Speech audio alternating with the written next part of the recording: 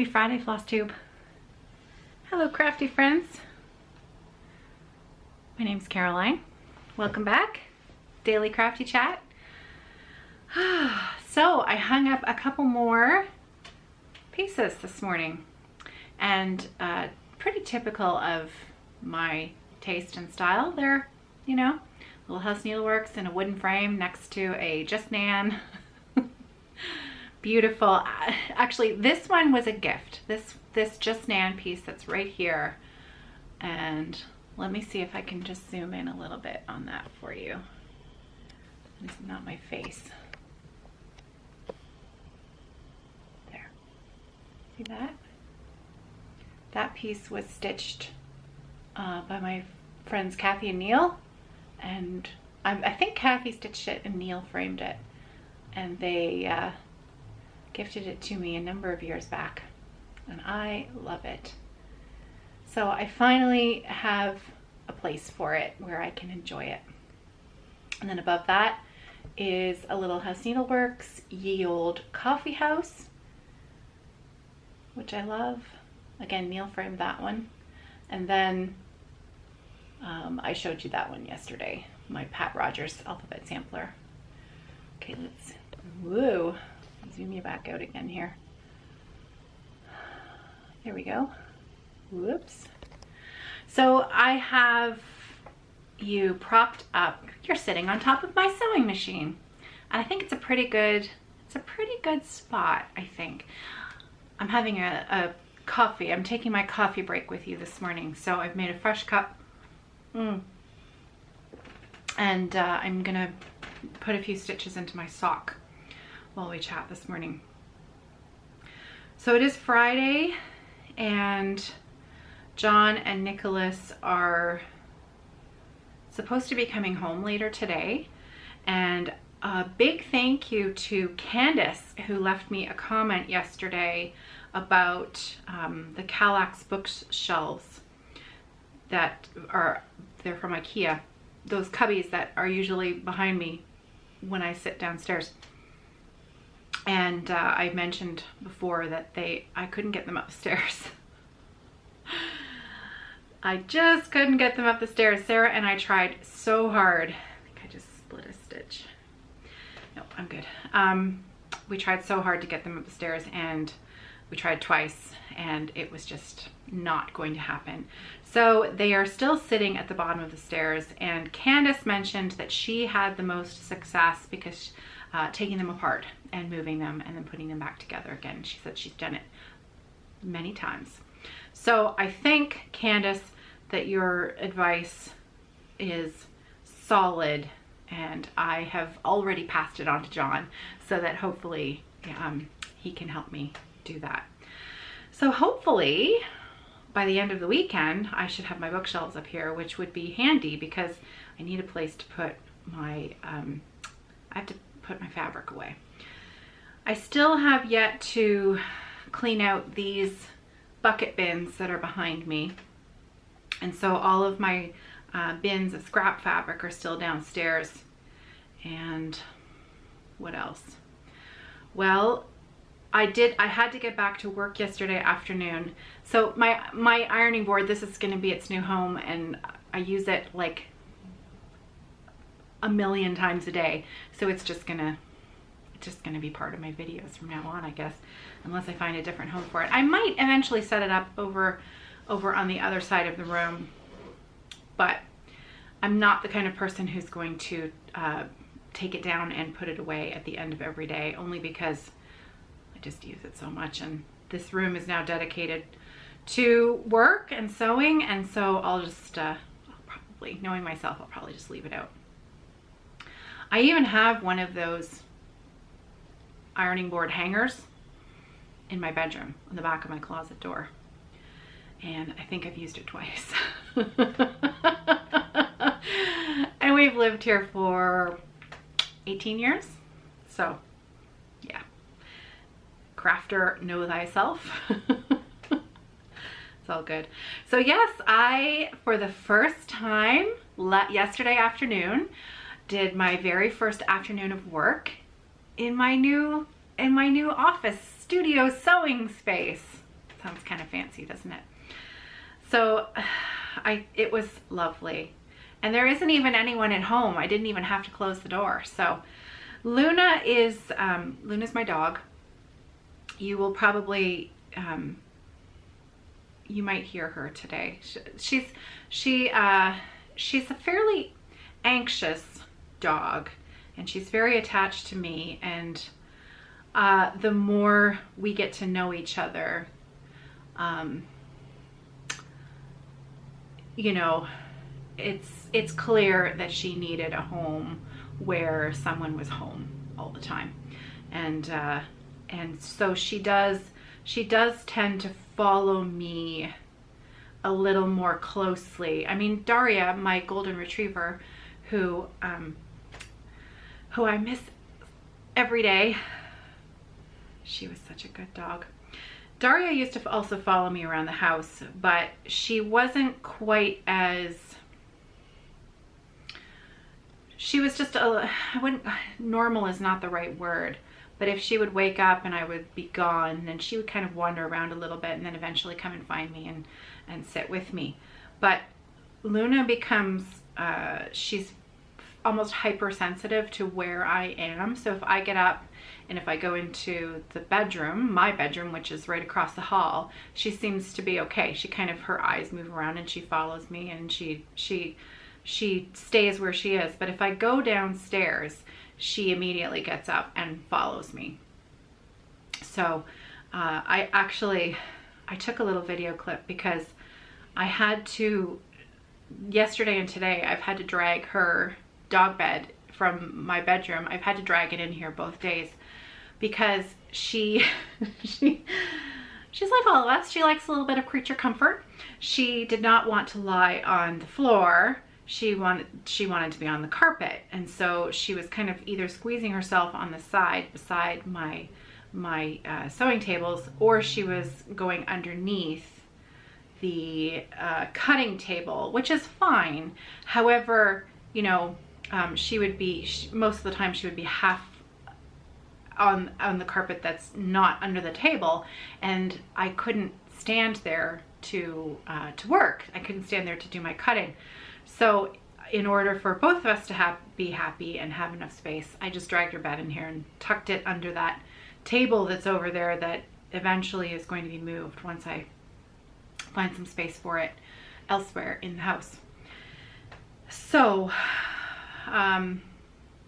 yeah, so that's, you know, that's a little bit of a room update. Not much new to report since yesterday, other than hanging those couple of pictures and bringing up all of the things that I require on a day-to-day basis to do my job. So you know, it was, because everything was downstairs, right? And so every time I would think, oh, I need my labels, or I need my scissors, or I need my bobbins, or I need, you know, up and down and up and down. And I tried to remember everything in one go, but it was a bit hopeless. So there was a lot of traveling up and down. So I am still today finishing off a last couple of orders that need to go out, hopefully by the end of the day. That's what I had originally planned, when I had originally planned to have them out. So yes, I'm working on my Christmas sock, my Cozy Knitter Christmas sock. I have I've only done a couple of rounds since yesterday, into the cream color there, and that's all for that. So I did find, let me show you something kind of cool. So when we were going through some of Nicholas's stuff the other day, I came across a pile of letter tiles. Now they look like Scrabble. They look like little Scrabble tiles, right? But I actually think these are from a Bananagrams game that he never played the game properly. He always just wanted to play with the letters. He never wanted to play it as a game with anybody else. He just wanted to play with the letters, and he would play with it. He would dump them out and he would, you know, say his alphabet. And I know it was probably a game for an older child, I think. I don't really remember, but I do remember that he never really wanted to play the game, but he loved these letters. And so when I found all of these tiles, I'm missing the Bananagrams bag. I'm missing the instructions. They probably got tossed out long ago, but I found all the tiles and he doesn't want them anymore. And I thought, wouldn't they make great needle minders? Right? So I thought I would turn a few of them into needle minders. I need a C for myself, and I might make a few extras to tuck into some Evertote packages in the future. So I thought that was pretty clever. Now, when I make needle minders, needle magnets, I use the E6000 glue, and you can just buy the little magnets. Rare earth magnets are the ones that I like to use. The silver ones, you can find them on Amazon, and they're very simple to make. You can pretty much turn anything into a needle minder. And how cute will those be? I found an X. There were a couple of X's in here, I thought. And I don't know. I always like the letter W. Any other Sesame Street fans out there? I showed you my Cookie Monster cookie jar yesterday. I still love Cookie Monster. Still do. Still love Cookie Monster. Okay. So I am going to share with you some stitching progress that I did last night. I stayed up way later than past my bedtime because I couldn't stop with my Glendon Place Hope and Strength stitch along. So let me just go and take a little bit of video on the floor frame because I don't want to take it apart because I'm really involved in working on it, and that just I have a really bad habit of over tightening my the screws on the ends of the scroll rods because I like them to be nice and tight. And so it's a bit of a bad habit that I think I over crank them, and I tend to, over time, I tend to pull those screws out of my scroll rods, which John has fixed a few for me, but you know, I should probably avoid it as much as possible. So that's why taking it on and off the floor frame every day, I should probably try to avoid that. So what I'll do is I'll go take a little video clip of the work that I did last night. So hang on. See? Look at that. So I finished the inner border of the top, and I started my other lion. I started the other lion that matches the lion that's over there. So look at that. That is the very top of the design. And this border is quite wide and has a lot of beads and just beautiful, beautiful floss. These are Dinky Dye silks. So the plan for this evening, for the Friday Off the Grid stitching party, you can join us over in the Facebook group if you'd like to stitch along with us. I mean, it's very relaxed. Basically, the idea is you start at 6 o'clock your time and you stitch for as long as you can and post your progress pictures if you care to share. Or you can just, enjoy everybody else's pictures. There's a lot of really, really great stitching in that group.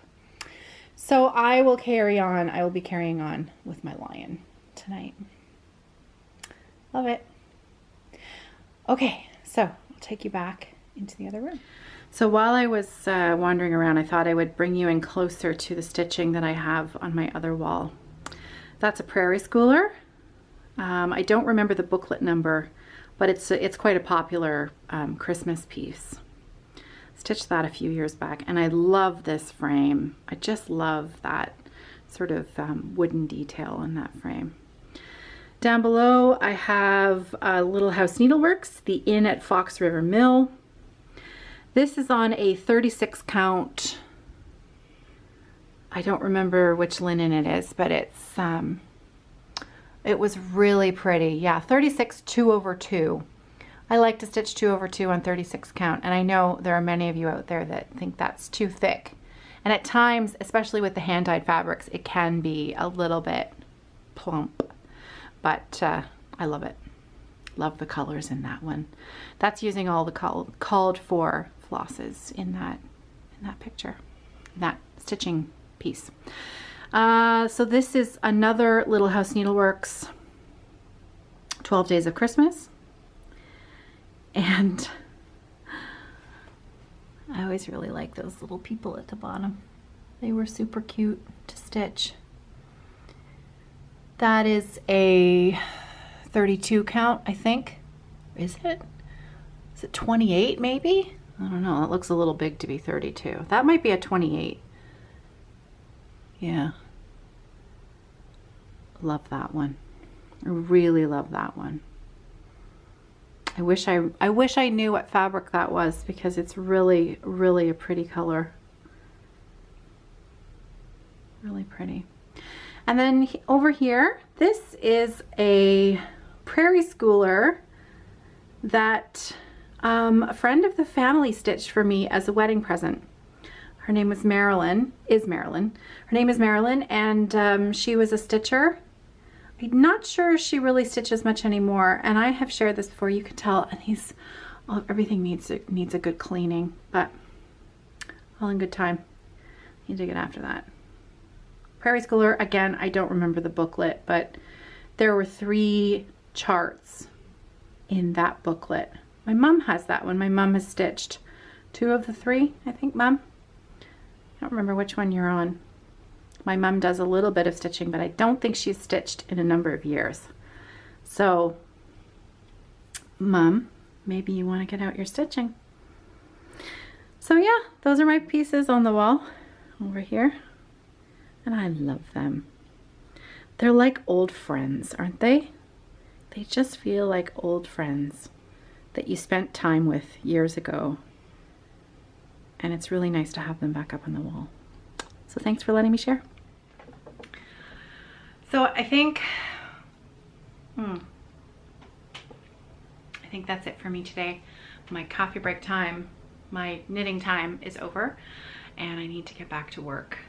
So I guess I mostly chatted with you instead of doing my knitting, but that's okay. I can knit a few more rounds later. And I just wanted to take a moment to say thank you.